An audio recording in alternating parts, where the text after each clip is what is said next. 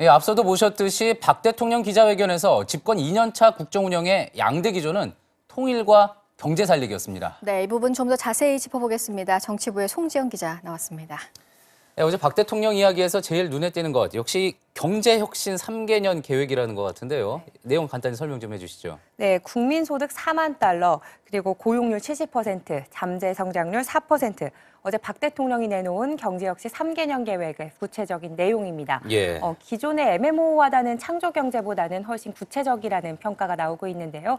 3년이란 기간과 혁신이란 방향을 규정을 해두고 집권 2년 차를 맞아서 지난해 소홀했던 성장, 소득에 다시 주목하겠다는 점도 엿보입니다. 이 474 계획이라고 하면은 네. 지난 정부 때 747 이명박 대통령이 공약으로 내세웠던 747하고도 많이 비슷한 것 같습니다. 그때는 7% 성장률, 국민소득 4만 달러, 그다음에 7대 경제대국에 오른다 이런 내용이었죠. 이번에는 474네요. 네, 그렇습니다. 예. 네, 부친인 그리고 말씀하셨던 것처럼 부친이 박정희 전 대통령의 경제개발 5개년 계획과도 비슷하다는 예. 얘기도 또 나옵니다. 네. 근데 이번에는 약간 다른 점은 성장 중심이었다는 5개년 계획과는 달리 이번에는 연속적이지 않고 박근혜 대통령의 임기 중인 3년 안에 끝내겠다는 점도 차이점으로 보입니다. 예. 근데 다만 지난해 대선 핵심 공약으로 내세웠던 경제 민주화와 복지 공약의 후퇴에 대한 언급은 전혀 없었던 점이 굉장히 아쉬움으로 남는데요.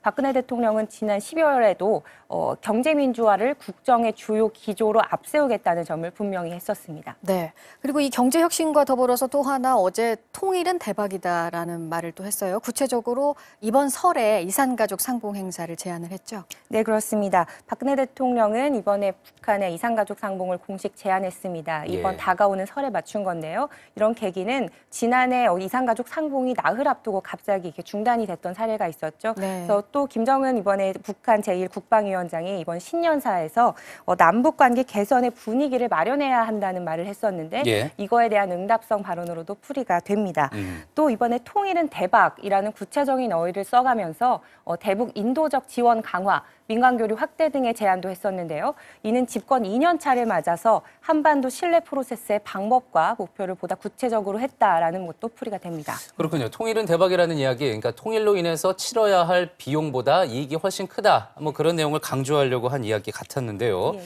이 그에 따른 정부의 움직임도 발빠르게 진행이 됐죠. 네, 굉장히 발빠르게 진행이 됐습니다. 어제 회견 5시간 만에 정부는 북한에 이제 실무 접촉을 공식 제안을 했습니다. 예. 이산가족 관련해서요. 예, 그렇습니다. 예, 북측의 남북 적십자 실무 접촉을 오는 10일 판문점에서 북측인 통일각에서 한번 갖자라고 제안을 한 건데요. 예. 이번 기산가족 상봉이 이번 남북 관계의 어떤 그 핵심 개선에 대한 물꼬가 트일 수 있을지도 기대가 되는 대목입니다. 네, 이렇게 어제 나온 얘기들이 꽤 그래도 구체적이다 이런 평가가 있는 반면에 그동안의 불통 이미지를 해소하기에는 뭐 기존 입장만 확인하는 데 그쳤다 이런 평가도 나오고 있죠. 네, 사실 막상 뚜껑을 열어보니 기존의 입장을 되풀이하는데 그쳤다라는 입장이 나오는 건 좀 사실입니다. 예. 하지만 국정운영의 큰 그림은 좀 일목요연하게 그렸다는 그런 긍정적인 평가도 나오고 있는데요.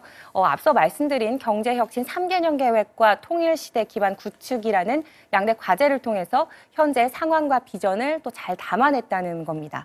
다만 제1야당인 민주당의 요구와 주장을 아주 단칼에 잘라버린 점은 좀 아쉬움으로 남습니다. 예. 민주당은 기존부터 계속 국가기관의 대선 개입 의혹 사건에 대한 특검에 대해서 요구를 해왔는데요. 예. 재판 중인 사안으로 대통령으로서 언급하는 건 적절치 않다면서 기존의 입장을 되풀이했습니다.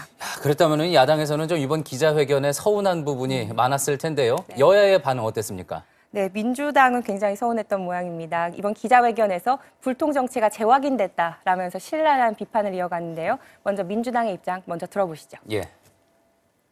국민들은 듣고 싶어 했던 얘기는 듣지 못하고 대통령의 일방적인 메시지만을 전달받았습니다. 기자회견장이 쌍방향 소통의 장이 아니라 일방적인 국정 홍보의 장이 되고 말았습니다. 국민들은 잘 짜여진 한 편의 각본보다 솔직한 대화를 원합니다. 네, 반면 새누리당은 향후 국정 매진의 의지를 확실히 했다면서 호평을 내놨습니다. 새누리당의 입장도 한번 보시겠습니다. 네. 박근혜 정부의 국정 운영 방향과 철학을 국민에게 보고하고 공유하며 나아가 국민의 행복과 나라의 발전을 위해 정부가 더욱 국정에 매진하겠다는 의지를 밝힌 자리였다고 평가합니다. 네, 이번에는 또 안철수 의원 측도 입장을 내놨습니다. 예. 새정치추진위원회 금태섭 대변인이 입장을 내놨는데요.